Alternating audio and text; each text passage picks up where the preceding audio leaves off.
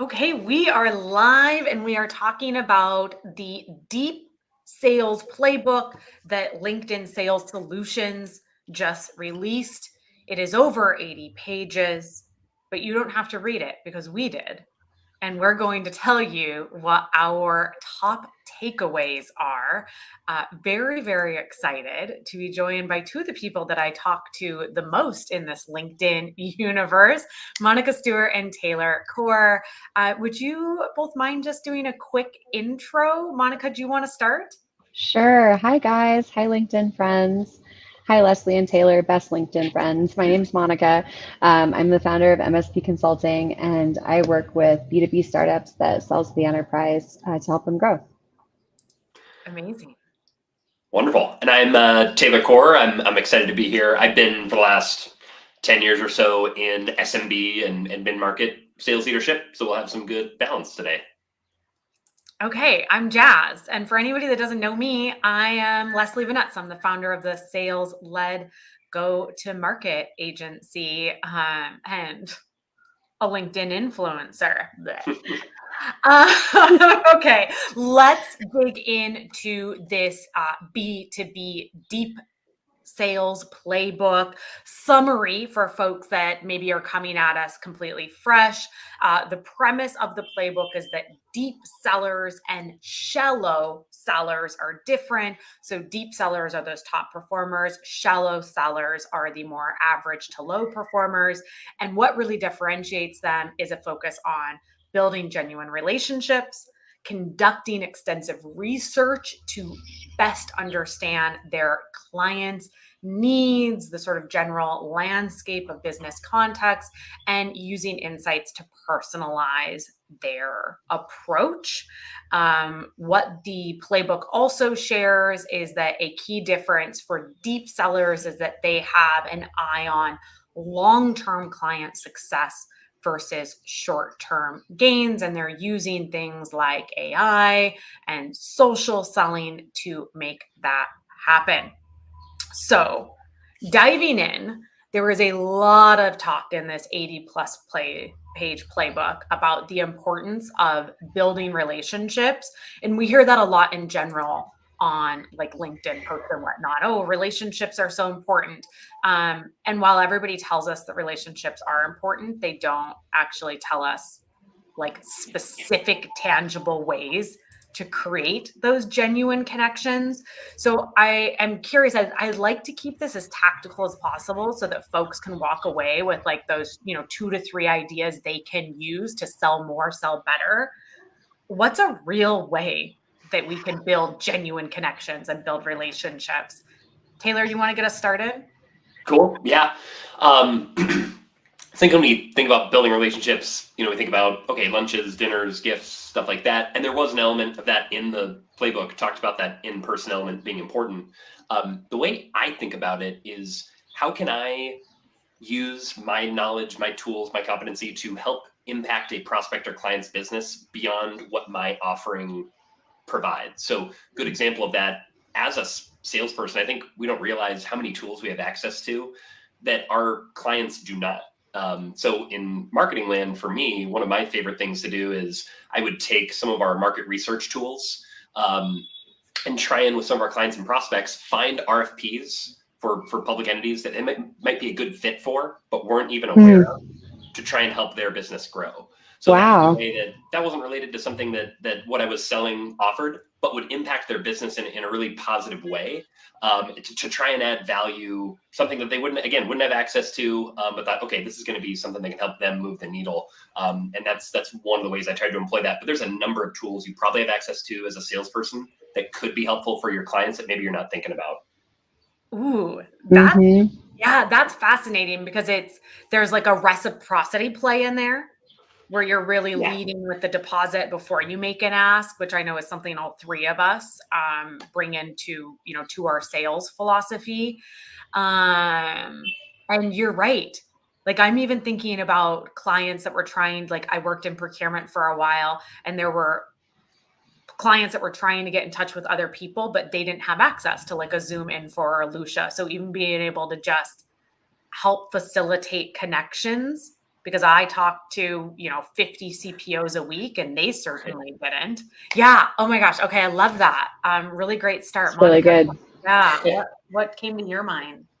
When I was reading this report and I was looking at, that point about deep sellers build long-term relationships and they get repeat revenue over time, I think that's the point in this report that people are most likely to misunderstand because they're just going to jump right to, oh my gosh, I have to build like high value executive long-term relationships and be like a strategic partner, blah, blah, blah, blah, blah.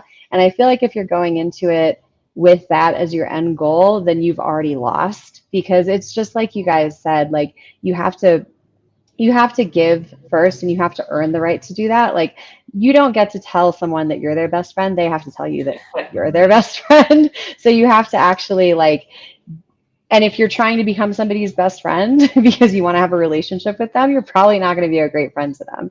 So if you look at the other things that they talk about in the report, it's almost like developing those long-term profitable relationships are just a side casualty of that, like talking to at least 7 people in all of the accounts, having hidden allies, so frequently talking to people who are not on the buying committee, deeply understanding the customer's business and not just their company, but also their industry.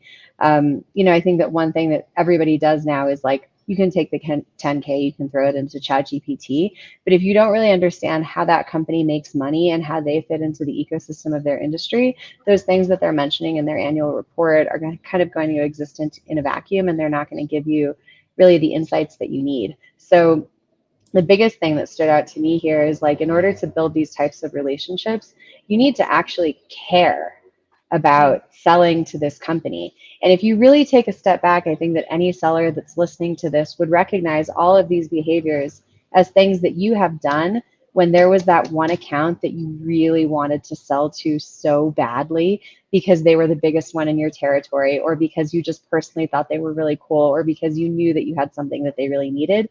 You would naturally do all of these things because you would leave no stone unturned to try to unlock that opportunity. And so I think you really have to start with like, you have to genuinely give a shit about selling to that company.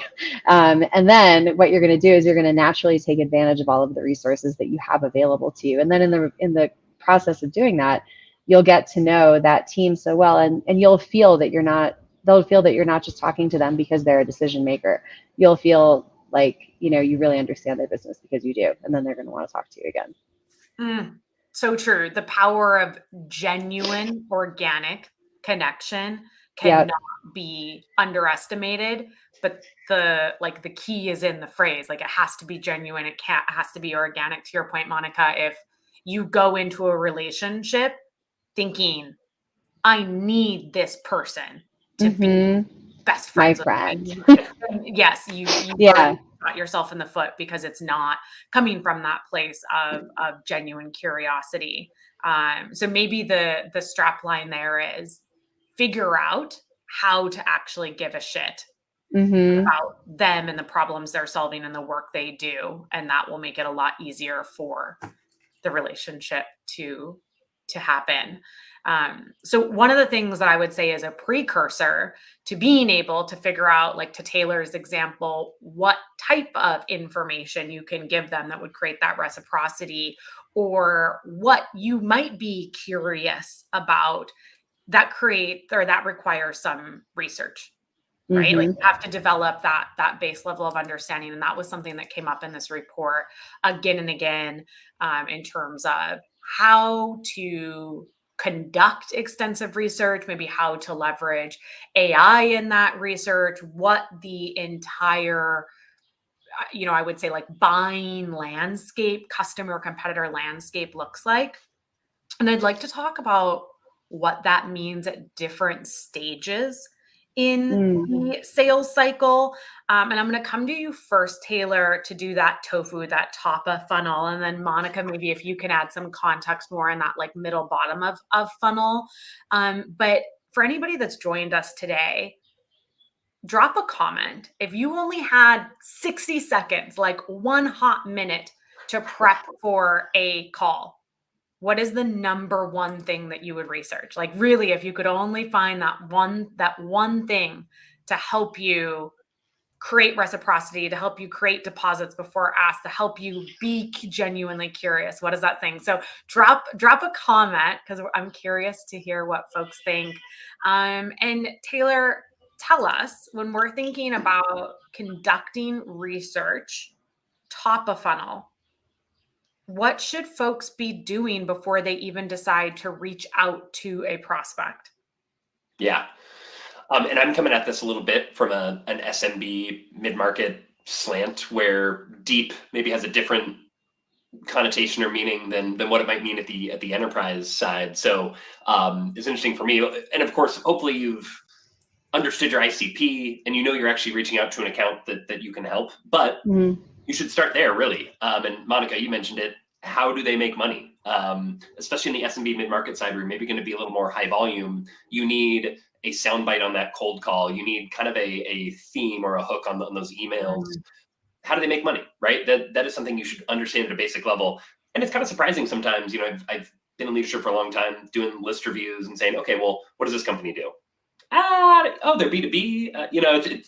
That's not quite there, right? So it's always a balance between the size of the prospect and kind of how much research you're going to be doing. But at the very minimum, you're an SMB, you should know how they make money and how your solution either helps them get past a challenge that's blocking them from more of that money, or enables them to make more of that money. You should have that really basic understanding. And then as you grow in the size of the prospect, you're going to get down maybe more into the individual level. How does this person fit into, because right, in SMB, it might just be one person and they might be wearing 3 different hats. As you grow into more of that mid-market, you should understand, hey, this person directly oversees product marketing and this person's actually a director of marketing. And those are 2 very different roles. So how can you speak to those at a basic level? And one of the big things here is that we were talking about industry research. The more industry expertise you have, the easier it is for you to take individual company research or individual employee research and fit it into what you understand about the industry. So actually doing a lot of that industry research relieves the burden of having to become a full expert in that company. Because if you know financial services, for instance, really well, you can take little bits from a company that you've looked at and be like, oh, okay, I know they're trying to reach this audience, or they are probably struggling with this cybersecurity concern, and you can fit that in. So that's another just feather in the cap for doing more industry research. It's going to help you with every bit of outreach that you do to all the companies in your sphere. That is brilliant. Figure out how they make money. So good. Some really good comments from folks as well. Company headline news, ARR, who their competitors are. That's a big +1, Lisa. And I really love this one from Damasio. I hope I'm pronouncing that name right. Their company motto or initiative. I really like that one. I use that one when I'm creating proposals that'll figure out what their like internal project name is, or big initiative, or 3-year plan title is, and then I will use their own language in my my proposal. So I could absolutely see that being a way to create rapport quickly in a call. Really good. Something else you said, Taylor, that I thought was so smart was around spending more time getting a grasp of the wider industry, so that you are more quickly able to extrapolate the research that you get that's account-based or contact-based. I teach a strategy to clients called value-based segmentation. And it's pretty much how I teach like personalization at scale. And I use air quotes and I use those words like very, very tenderly. But it's the point that you made, which is how can I gain a deep understanding of what is relevant and valuable based on what I know about industry factors, like who they're selling to, like the competitive landscape, like financial trends that don't necessarily require me to like look at their Instagram to see their vacation in 2007 with sharks in Cabo. So that was brilliant. Okay, great top of funnel insight. Monica, coming to you for more of that like middle of funnel, bottom of funnel. Maybe let's start with before discovery meeting, or whatever that first meeting is in your sales cycle. What are the things that you absolutely need to know? So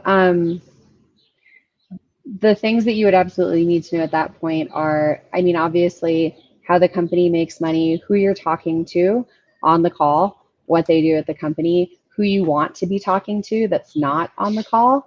I love that in the report they called out industry research as being more important than individual company research. Most companies don't operate that differently within a cluster. And if they do, there's a good chance that that might mean that they're probably not a good fit for what you do because they have some, weird way that they organize themselves. And so if you've had enough of those conversations, you should know, here are the 7 people that I need to have in my buying committee. I have 3 of them on the call. Who are the other 4? And then what's my plan to get to them? You should know like any prior relationship, obviously, that company has had with your company. Sounds really obvious, but it's really surprising how many people don't do this. Maybe they'll look in the CRM and they'll see that there was a conversation that happened, but they don't actually go and back channel with anybody else to try and get the real tea about what went down in that prior conversation. And then you want to map out anything that you can understand about how that company works. So when I look at the question of how does a company make money in like middle funnel or bottom funnel, what I'm really looking for are power centers. So like how is value created in the organization and which parts are more important, which divisions are more important, what are their biggest teams, what are their biggest product lines, and where is their focus right now, because that's where I want to go to try to figure out how I can put my deal together. So much gold, so much wisdom there.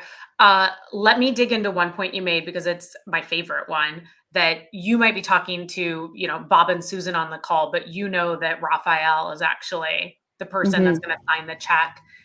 How do you bring that up on the call? Like how do folks, maybe what I'm asking is that we know that the earlier you can bring the financial decision maker into the process, the shorter the sales cycle, the higher probability the deal close. What's an actual way that folks can do that without like being pushy or salesy? So you can say something like, usually when we talk to companies like Ralph Lauren and they're interested in working with us, somebody like Raphael usually needs to be involved at some point. How have you guys done that with other vendors in the past? I love that. Brilliant. Yeah, making it easy. That's one of my favorite ways to be like, usually at this point, people have questions about what X looks like or how Y. How are you thinking about that? And you offer them the opportunity to engage in a dialogue instead of just being like, give me Raphael's contact information. Yeah. Brilliant. Yeah, I love that. I would also say that at that point, especially in the last year, everybody's like, you got to sell to the CFO, got to get the CFO involved. It's just as important to get those mid-level people and end users involved and understand how they're going to play in early and like loop them into the deal. One, because those are going to be your hidden allies. They're much more likely to take an impromptu call with you and give you some intel. 2, because they can absolutely block your deal. And 3, because even a lot of sophisticated enterprise buyers haven't necessarily thought that part through. And that's what's going to like extend your trial, extend your buying cycle, and can possibly just like drag your deal into no decision zone. It's so true. Win rates are one of the biggest issues that B2B sales is experiencing right now. We are not losing deals to competitors. We are most often losing deals to the status quo. Yep.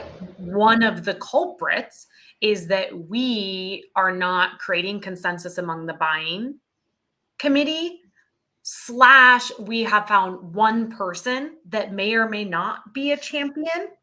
And we're expecting them to use all of the social capital they may or may not have to try to sell the deal internally instead of us doing the work to create that consensus. 100%. And a lot of the time, the people that are the most committed to the status quo are the ones who are actually on the ground in operations, like making that machine work every day. And they're like, oh, hell no, you're not going to put another thing on my plate that I'm going to have to learn. Yeah. Do you guys know the story about the QWERTY keyboard and why we have it?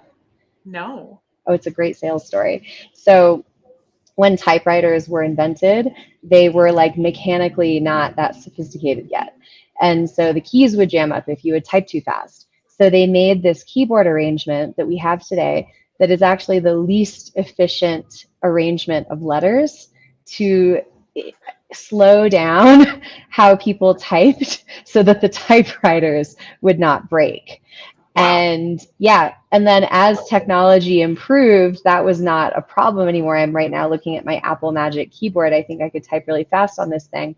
But by the time that happened, there were labor unions of like typists and secretaries, and they had all learned on this keyboard. And there were schools that were teaching people to type in this way. And they were like, oh, absolutely not. You're not going to make our skills obsolete now. And they lobbied against changing the keyboards. And that's why we all have to learn how to type this way in 2024. That's a fascinating story. And I agree. I would rebel. I would lead an uprising if somebody was like, learn how to retype. I'd be like, no. Absolutely not. I'd be like, absolutely not. Thank you. Thank you. That is a perfect segue, though, to another topic in the playbook, which is around AI and technology in general, and how it may or may not be truly serving us. I would say the primary way I'm seeing people use AI right now is to do more really shitty outreach at scale. Yeah, it's really frustrating. The claim that the B2B deep sales playbook makes is that top sellers or deep sellers are more likely to fully utilize their tech stack and use AI to assist, to enable versus to replace. So let me ask about like tech stack first and then AI second, because I do think that those are slightly different. I'll make this an easy one. What is the most important sales intelligence tool in a seller's tech stack right now, like in the context of using that sales tool to achieve deep sales results? What is the number one most important piece of tech that you would say every organization should have in their tech stack, that every seller should be using? Who wants to start? I would say trigger-based insights. Ooh. Yeah. Shout out to my partner, commonroom.io. They didn't even pay me for that plug, but I use the product and it is fire. Nice. Yeah. Yeah. Really good. I don't understand. I mean, if you're selling to complex orgs, I don't understand how you are not using something like that if you're trying to execute at scale. Like you can't, there's no way that you can stay on top of everything that's happening in all of your open opportunities, let alone all of the possible companies that you could be talking to. And I think one of the points that everything in this playbook really drives home is the importance of relevance above all else in the sales process. Yes. What about people who maybe are part of like a smaller shop, or they are an individual contributor and their org is simply not investing in that type of intent or trigger data? Any ideas for them? You can use Google Alerts. You can use Sales Nav. I knew you were going to say Google Alerts. I mean, candidly, like a lot of these tools are just pulling in those things anyway, but if you have a tool for it, it's amazing. I mean, even Apollo has some levels of this baked in, but you can also hack it. Like if you're in a small team and you can't get that budget yet, I don't think there's any excuse to not be doing this. Yes. I love it. We didn't even plan that. I just felt so confident that you would deliver the answer I wanted. Shout out to Common Room. Yes. Monica stole my answer too. I was going to say trigger-based as well as my number one. Wow. And especially from and there's kind of two different ends to it, right? There's like at the enterprise level, you need a deep understanding of the things that are happening within the org, within different departments, who's coming and going, news, announcements, product things going on. And then on the other end of the spectrum in SMB, I don't know how you could look at a universe of tens of thousands or thousands of companies, depending on who's in that potential ICP, and not have something trigger based. It was in the report. It talked about, it was from a buyer's perspective. What are 3 things a seller could do to increase the likelihood of a deal going through? Number 1 and 2 were understanding the company and understanding the industry, but number 3 was being timely. And there's a lot you can do, especially if you are looking at a big universe of accounts, which, by the way, the TAM and the ICP are not the same thing. We could talk about that, but figuring out what those triggers are. So spending some time to identify, okay, is it hiring of this type of stuff? Is it a funding round? Is it research in this area? And different tools have different capabilities. I've used Zoom Info. It's got some intense stuff. A lot of these tools have various. 6sense I've never used, but I understand they do a lot of that as well. What are those triggers that mean most to your org and to your buyer?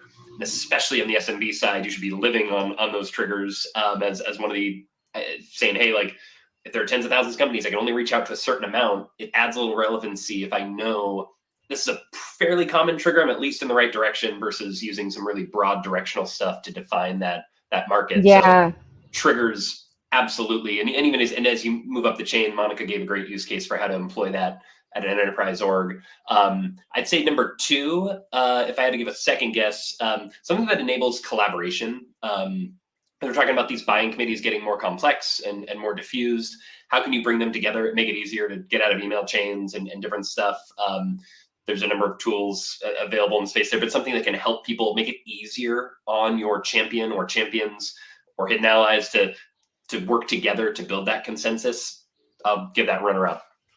Okay. That is not what I was going to say at all. What are you going to say? Not that I don't use it. I would love the folks that are joining us to drop theirs in the comments because I want to see like what the sort of consensus is. Drop either the category in the comments, or if you have a specific tool that's your like, I could not survive without this tool, tag them. Maybe they'll pay me to talk about them. Fingers crossed, folks out here just trying to get that revenue. I was gonna say my conversational intelligence tool. Really? Yeah. Oh, of course. Research or explain? I like thinking about deep selling. And maybe I'm like a traitor to my people because I'm the like hashtag queen of outbound. But when I think about deep selling, I think deep selling happens. I mean, it's certainly important to make sure that you are getting in front of the right people at the right time, that you are creating personalization that is relevant and valuable to them. For like, obviously, we're all on the same page about that. The deep selling, I think, happens starting at the discovery call. Mm-hmm. And I use my conversational intelligence tool to like really make sure that I got what they were trying to communicate to me. Like I use it as a second layer of active listening. I use it for my follow-ups. Like I use a one called attention.tech. that I'm like mildly obsessed with. I really tried to convince them to give me equity. I'm so obsessed with it. They took a pass on that though, but I still love them. But I have like a template in there. That's my follow-up template that automatically generates my follow-up. There's an insight tab so I can talk to it like I talk to my GPT-4. So it'll pull insights from me, insights to the extent of like, were there any points during this conversation that Monica's tone of voice changed where I should have asked more questions? Or like, how many total questions did I ask? Did the prospect ask any questions that I didn't answer? And it just helps me be a better listener and as a result, a better seller. Yeah, that's mine. Leslie, I love that. And I think that if every seller used their conversational intelligence tool the way that you do, I don't think any of us would have jobs. I use Sybil right now for most of my teams. It's amazing. I haven't used Attention, but I love Sybil. Shout out to Sybil, sponsor me. I've like, as a sales leader, I can't imagine how you can run a team, and I have not been able to run a team for the last 5 years without these tools. I don't see sellers using them in the same way yet. I don't see the same self-awareness for sellers to self-reflect and self-coach. I actually think that people can even be using it a lot better, even for their follow-ups, like really basic stuff. I think that utilization of conversational intelligence by ICs is like tiny, tiny, tiny 5% of what it could be. I think these tools are being overutilized at the management level in a lot of cases. Yeah. Weren't we just talking about this in Mexico City, where we were at We were. our sales kickoff? That we were like, I don't remember which of us asked the question. We were like, gosh, what did people even do before artificial intelligence tools? And then you were like, it was us. Like, yeah, we were I was like, sales floors, and like we were in the office with our reps, and we would just hear them saying something ridiculous on a call and be like, like, hold on, come over here.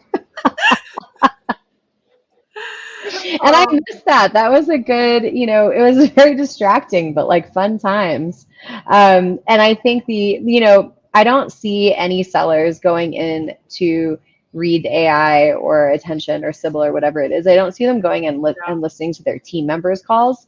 I see them being very interested in the feedback that I have for them in my call reviews. And I see them sometimes going back and reviewing their own calls. What I don't see them doing is being like, let me go like this deal looks like it's progressing really well. Like, let me go lurk and like see what my teammate is doing, which is something that used to happen when we were all on open plan sales floors together. Like, there was that person that was really good that everybody would kind of listen to and start picking up what they were doing. And then there's that person that you're like, yeah, that's probably not going to work what you're saying over there.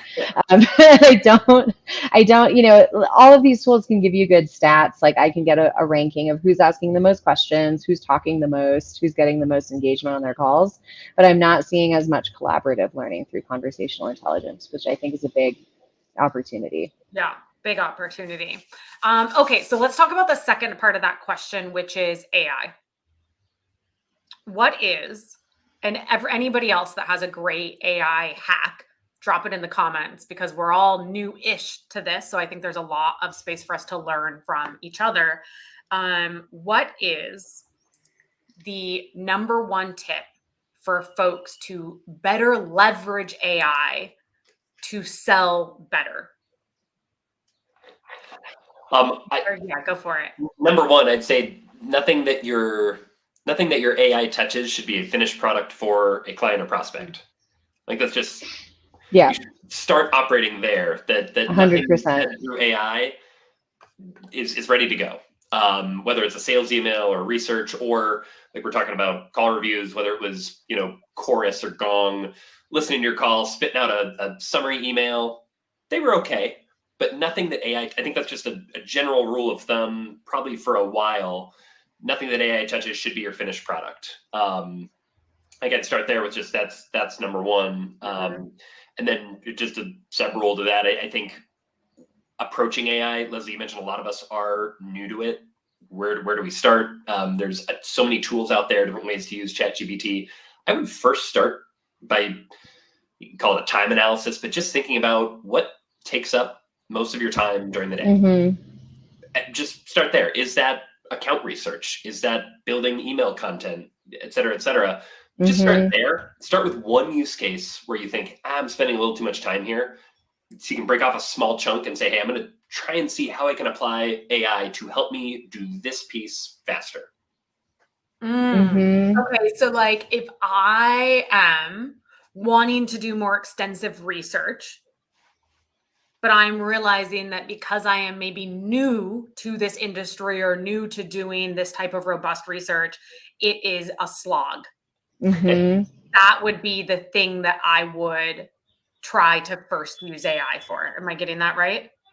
Yeah, that's a great example. And then you're thinking, okay, well, where the heck do I start? There's a lot of resources online. You could just Google like, hey, where do I start to do account research faster with AI? And you get a lot of ideas. And I'm kind of a technology laggard. I never had the first generation of anything Apple. I want to kind of see how things play out, But honestly, where a lot of my learning has come from is just playing around with some of these tools. And I don't know the deep differences between Gemini and ChatGPT and these different ones that are out there. I play around with a few of them. They all have free accounts that you can kind of go in there and test, but just go in and start feeding them questions, asking follow-ups, trying to hone the responses and answers a little bit, leverage work other folks have done, prompts they have used, test them out. Do they work for you? Great. If they don't, try something else. And there's a certain amount of trial and error to find for your industry, for your type of ICP, for the sales that you are doing. You're going to find different resources and prompts work for you, but I encourage people to, okay, if you want to learn more about the credit union industry and what do the presidents of these banks do, just play around and start there and see how things go. There's going to be some trial and error. Everyone's trying to figure it out right now. I love that. Yeah. There's some easy, like text expander is AI. And that's like a very easy way to just buy back some time. If you find that you're constantly sending the same reply, do a text expander on it. I have whole ass conversations with ChatGPT, like whole dialogues. And I know you do the please and thank you with the ChatGPT. Yeah, you have to be nice to them, then they'll be nicer to you. Right? They'll respect you more. Overlords. Either they think I'm weak and they call me first, which isn't a terrible outcome, or they do not call me at all because I was polite to them. I think there's no downside to saying please and thank you to my AI. Monica, what's your number one AI tip? I think about like where you can get the most leverage with it first. So when I was kind of reading between the lines in this deep sales playbook about the way that the best sellers are using AI, and like their sales tech stack in general, it's basically to free up more time for them to do the things that only they can do best, which is learning about their customers and having more conversations with them, right? Like it takes a lot of time to be talking to those 7 people at all of your accounts and like building relationships with lower level people that aren't even in the buying committee. So how do you do that? Well, like you should never have to write a follow-up email from scratch ever again. Like all of your conversational intelligence tools can give you like a really good version of that you can make some tweaks to. And if you don't like their template, you can add your own.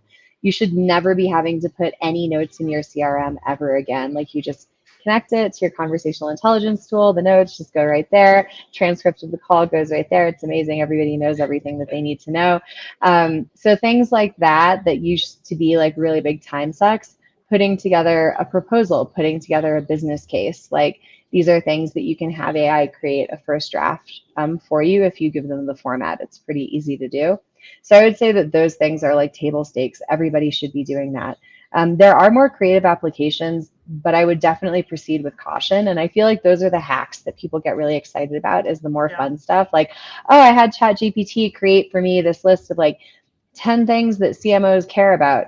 Okay, but is it like accurate? Because ChatGPT lies to you a lot, you know? So I would be very like, I'm very currently bearish on the more speculative, like truly generative AI, but I am full on like anything that is like summarizing, documenting, like any kind of admin work, I think is a great use of AI. And then the other stuff you can experiment with. Great, like have fun with it. Yeah. Don't, to Taylor's point, make it the final outcome. Yeah. Like it is something that you are playing with. It is something you are experimenting with. And you hit on such an important point, Monica, that right now in B2B sales, the best uses for AI are assistive things. Mm-hmm. How can I get a jump start on sales copy? How can I brainstorm new ideas? How can I create a template in my conversational intelligence tool so that it's automatically generated at like those opportunities where maybe it's not replacing 2 hours of your day every day. Right. But it's replacing those micro activities and that adds up. And it then creates more space to be intentional and strategic to do the human things that are best done by deep sellers. Yeah. I love that. That's absolutely right. And it's like if you can also reduce the task switching that you have to do in your day and the number of tools that you have to spend time in, and you can spend more time in a flow state or like a deep work state, that's going to automatically raise your value and your output as a seller. It's so true. Multitasking is a myth, folks. Just in case you haven't heard it, It's not a thing. It is not a thing. I dropped one of my favorite chat GPT hacks into the comments, and you do not need to know how to do prompt engineering, and it's a way to get started on research, on account research. It's great. It saves tons of time. So if you maybe are a little bit new, or maybe just a little bit nervous about getting started with chat, create a free account, follow those prompts, and just kind of see what the outputs are and see if it's something that you have fun with and want to extrapolate on. And then Florence said you can also use something like Fireflies. I hated Fireflies. Why? Like Fireflies, Fathom, and then there was another I one hated that Fathom. tried. I hated Grain. I hated Otter. Yeah, Otter was the other one. Yeah. So maybe don't take those companies. Take other companies that we love. But it depends on what you want to use it for. Like I have some clients that use Fireflies and they love it, but they're using it for like their whole company and they have a lot of product and engineering conversations. For me, it comes down to like the quality of the summaries and the analysis. And like I'm looking for sales. So for sales, I love Sybil and it sounds like attention is good. But if you're just using it generally for your whole org, you might want something like Fireflies or Fathom that is like, I mean, they're great. Like their interface is good. They're easy to use. They do all the same things. I just found that their summaries weren't as sales focused. Yeah. Okay. That's probably the disconnect because I'm really using it for the insights and the summaries. Like I don't need to listen to a whole call again. Right. Right. Which like that used to be a thing years ago that I was like, whoa, I can just go back and listen to this call. This is so great. Now, this piece of tech doesn't tell me exactly where this call went well and went off the rails, then like it's not good enough for me. Amazing. Okay. Let's talk about the long-term client success. So one of the like summary headlines of this deep sales playbook was that deep sellers prioritize long-term client success over short-term gains, which I read and thought, sure, that tracks, but also I think that is something that's really easy to like say in theory. Like it's really easy to put in the sales playbook, be like prioritize long-term success, not short-term gains. But I think it rings false for individual contributors who have those weekly, monthly, quarterly quotas to hit. Like they have some short-term gains that if they don't hit, they will lose their job. So I would like to pose that to the two of you. Staying maybe more with that like tactical approach. What are a couple of actions or ideas that individual contributors can take away from this deep sales playbook that does bridge the gap between the need to build long-term relationships without sacrificing their short-term goals, aka quotas, that they need to hit to keep their job? So like this playbook to me seemed very enterprise focused, or maybe that's just because I'm enterprise focused, and that's how I see the world. But one of the things that I think that sellers forget about a lot is that when you're selling to large organizations or even mid-sized organizations, it often takes exactly the same amount of effort or very close to the same amount of effort to sell like your mid-sized deal as it does to sell your high-end deal. And sometimes that's the difference between selling a whole other deal, right? Like let's say that you have like a, I don't know, 10K plan and a 30K plan and a 60K plan. Well, if one of your deals slips from 60 to 30, you have to go sell a whole other fucking deal cycle to make that up. So like go big. I mean, that's kind of the way that I coach people. And I think that the cure for having to balance short-term gains versus like long-term payoff is literally pipeline. And I think that's, you know, kind of where it comes back to prioritizing your book of business and prioritizing your outreach. If you're having more conversations with people that are more likely to buy your product right now, then you're going to have less pipeline flow volume issues, which means that you're going to be less prone to making short-term fear-based decisions at the end of the month or at the end of the quarter. Because if one of your deals comes back and is like, actually, people are on vacation, call us in 3 weeks, you've got like 2 more that you can pull from. So, I think if you're working in enterprise sales, that's kind of the way that you should be thinking about these things.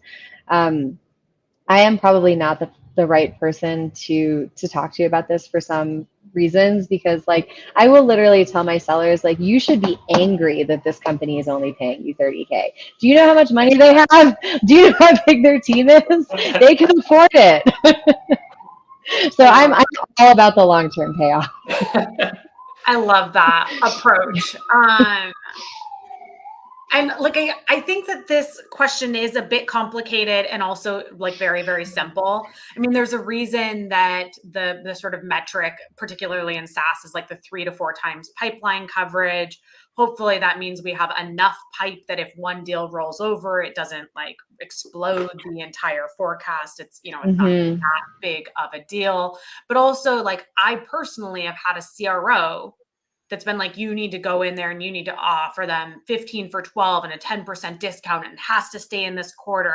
And then I, as the individual contributor or the sales leader, have to be like, cool. It's still not going to close on this side of the quarter.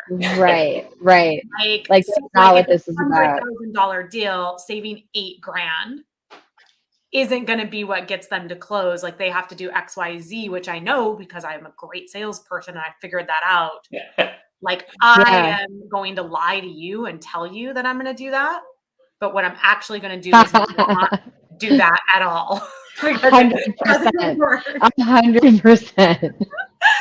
So I would say, like, maybe thinking about that, like, individual contributors, part of striking this balance might be needing to, on the spectrum of lie to your CRO, to push back. To say, like, no, like, pushing for a discount for those short-term gains is not worth compromising the rapport and the opportunity for long-term gains, or to build a bigger deal out of it. Taylor, thinking about maybe that culture piece especially, right? Because it does take some like psychological safety to be willing to say, I'm not going to try to bully this deal into closing this quarter. Like, how would you suggest sales leaders create a culture or maybe a comp structure that incentivizes that type of deep selling? Yeah. And that relationship with leadership was one of the things I was going to touch on. And I'd also like to thank Monica for breaking the F-bomb barrier so that we can, all speak freely. Speak freely here. I run into this a lot in sales leadership, and especially I think it's very true in a mid-market team where you've got very different ends of the spectrum and kind of the deals that you're working. And so I thought a lot about kind of the time spent, right? Because it's like you're going to get these ones that are going to close quicker, maybe smaller deals, get more of those across the line in a quarter, but you also need to be working towards the larger stuff. So we had a lot of different conversations with our team and how to create that. I think one really important thing is alignment with your immediate manager. Understanding, hey, here's the work I need to get done. Here's the work that I want to get done. One of the things we did was we showed the team, because right, we have, so last roll we had quarterly quotas. Deal cycles were about 6 to 8 weeks, but we noticed for our largest deals in mid-market, they were 9+ months of first contact to get across the line. A lot of variability there, but they were generally much, much longer. So we showed the team a few different things. We showed, hey, over the last 4 years, here are the 10 biggest attainments to goal. In 9 of those instances, someone closed a deal that took 9 months that was of a certain value that's well beyond our average deal cycle. Here's how that can impact you monetarily. And then we showed them, hey, if your goal is to get to enterprise sales, a common mid-market seller career track, here are the skills that they are looking for. And here are the things that larger deal cycles like this can help you accomplish. Oh, by the way, the people who are closing these deals are getting shouted out at, company all hands. They're, getting to sit down with our CEO or CFO. trying to play on, because there's a wide variety of seller motivations. They either want to increase their competency, they want recognition, or they want more money, or they want to get promoted, or there's all these different things. How do we kind of touch on all of those to show that, hey, whatever your motivation is in sales, here are some of the things that, taking yourself out of that short-term quota focus can help you achieve and attain. And all of them are possible by looking at some of these larger deals and looking at that longer term. I do think especially reps who are on the SMB mid-market side, especially the good ones, really crave that development angle. They want to grow, they want to become better sellers. And so really from a leadership angle, playing on that and focusing on that it's really great results both for the company and for the individual contributor. They feel like they're growing, they're learning while they're focusing on hopefully making more money and getting promoted down the line.